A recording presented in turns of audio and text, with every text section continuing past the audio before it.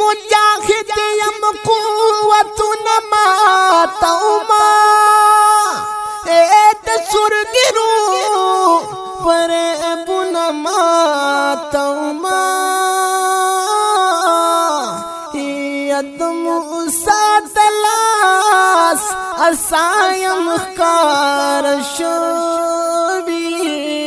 پیرغونی خما خډونه ماتوما یک کر سوګرات بابت ستر ګوري دا خغو خل کو سټونه ماتوما یا تپر خات خود دی شیطا پا خل دی یما دکو لنگ پا